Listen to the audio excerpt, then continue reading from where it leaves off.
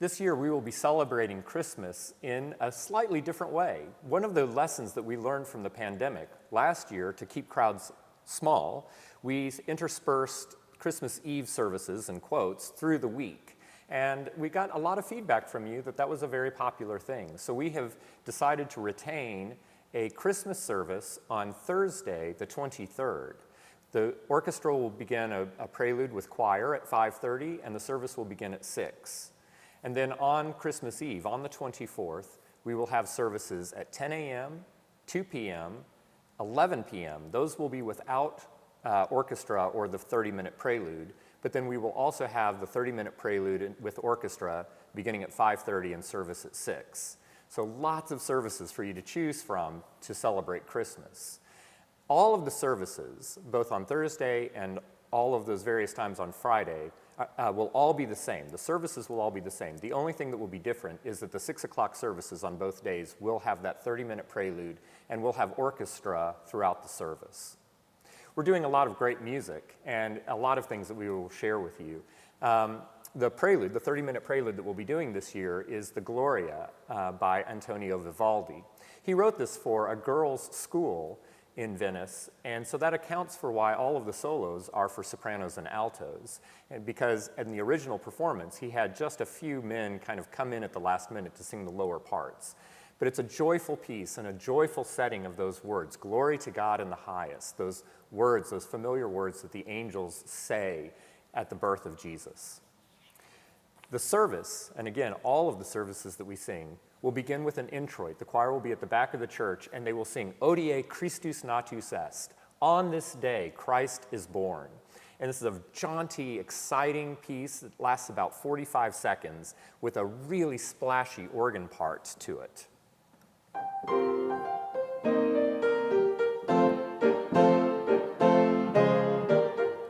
And the choir comes in proclaiming those words, today Christ is born.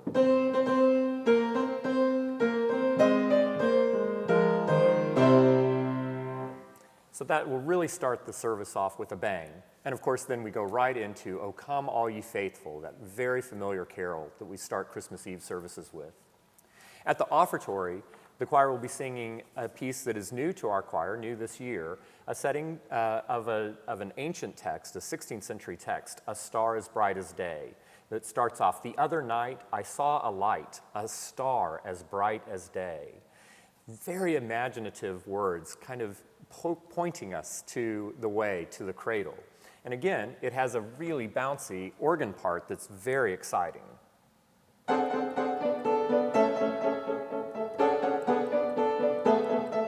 And over top of that, the choir comes in with those words, the other night I saw a light.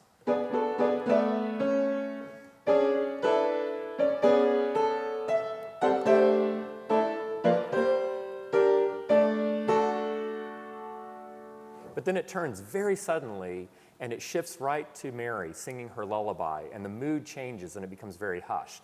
And the piece kind of alternates between that bounciness of excitement and then the gentleness of Mary's lullaby.